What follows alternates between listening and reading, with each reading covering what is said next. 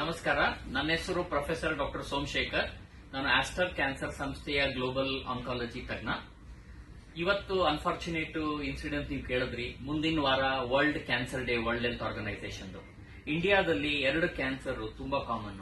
ಒಂದು ಸ್ತ್ರೀಯರ ಗರ್ಭಕೋಶದ ಬಾಯಿದು ಸರ್ವೈಕಲ್ ಕ್ಯಾನ್ಸರ್, ಎರಡನೇದು ಬ್ರೆಸ್ಟ್ ಕ್ಯಾನ್ಸರ್. ಆದ್ರೆ ಅನ್ಫಾರ್ಚುನೇಟ್ಲಿ ಏನಂದ್ರೆ ಈ ಕ್ಯಾನ್ಸರ್ ಫುಲ್ಲಿ ಟ್ರೀಟಬಲ್, ಕ್ಯೂರಬಲ್. ಜನಕ್ಕೆ ಇದರ ಬಗ್ಗೆ ತಿಳುವಳಿಕೆ ಇರೋದ್ರಿಂದ ಪಾಪ ಅವರನ್ನ ಇಗ್ನೋರ್ ಮಾಡ್ತಾರೆ.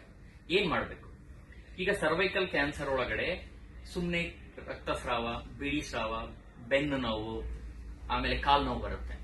ವರ್ಷಕ್ಕೆ ಒಂದು ಸಲಿ ಯಾವುದೇ ಲೇಡಿ ನಿಮ್ಮ ನಿಯರೆಸ್ಟ್ ಹಾಸ್ಪಿಟಲ್ಗೆ ಹೋಗಿ ಒಂದು ಪ್ಯಾಪ್ ಸ್ಮಿಯರ್ ಅಂತ ಟೆಸ್ಟಿಂಗ್ 3 ವರ್ಷಕ್ಕೆ ಒಂದು ಸಲಿ HPV ವೈರಸ್ ಟೆಸ್ಟಿಂಗ್ ಮಾಡಿದ್ರೆ 3 ವರ್ಷ ಮುಂಚೆ ಆದ್ಮೇಲೆ ಕ್ಯಾನ್ಸರ್ ಬರುತ್ತೋ ಇಲ್ಲೋ ಅಂತ ಇವತ್ತೇ ಗೊತ್ತಾಗುತ್ತೆ.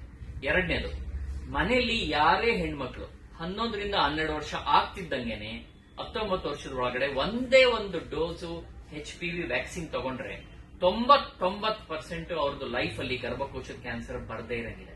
ಸೊ ಈಗ ನಾವೇನ್ ಮಾಡ್ತೀವಿ, ನಮ್ಮ ಫ್ಯಾಮಿಲಿಯಲ್ಲಿ ಅವ್ರ ಬರ್ಡೇ ಗೆದ್ದಾಗ ಯಾವ್ದೋ ಗಿಫ್ಟ್, ಪ್ರೆಸೆಂಟ್, ಊಟ, ತಿಂಡಿ ಕೊಡ್ತೀವಿ. ಅದೇನು ಮಾಡಬೇಡಿ. ಅವ್ರದ್ದು ಬರ್ಡೇ ದಿನ ನೆನೆಸ್ಕೊಳ್ಳಿ. ನಮ್ಮ ಮನೆಯಲ್ಲಿ ನಮ್ಮ ತಾಯಿ, ವೈಫು ಅಥವಾ ಅಕ್ಕ, ತಂಗಿ ಇದರ, ಅವ್ರಿಗೆ ವರ್ಷಕ್ಕೆ ಒಂದ್ಸಲಿ ಪ್ಯಾಪ್ ಸ್ಮಿಯರ್ ಹತ್ರ ಹಾಸ್ಪಿಟಲ್, HPV ಟೆಸ್ಟಿಂಗ್, ಅವ್ರಿಗೆ HPV ವ್ಯಾಕ್ಸಿನ್.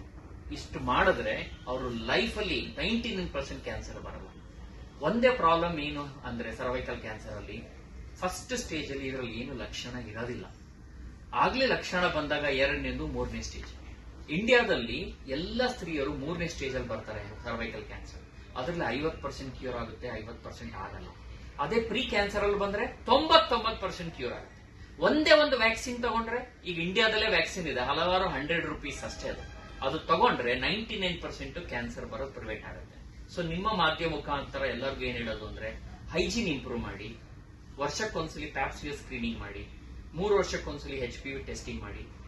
ನಿಮ್ಮ ಹೆಣ್ಮಕ್ಳು 11 ವರ್ಷ ಆಗ್ತಿದ್ದಂಗೆ 1 ಡೋಸ್ ವ್ಯಾಕ್ಸಿನ್ ಕೊಡಿ. ನಿಮ್ಮ ಫ್ಯಾಮಿಲಿ ಲೈಫು, ಬೇರೆ ಎಲ್ಲ ಲೈಫು, ಬರ್ಡೇ ದಿನ ಬೆಸ್ಟ್ ಗಿಫ್ಟ್ ಕೊಡಿ ಅವರಿಗೆ. ನಮಸ್ಕಾರ.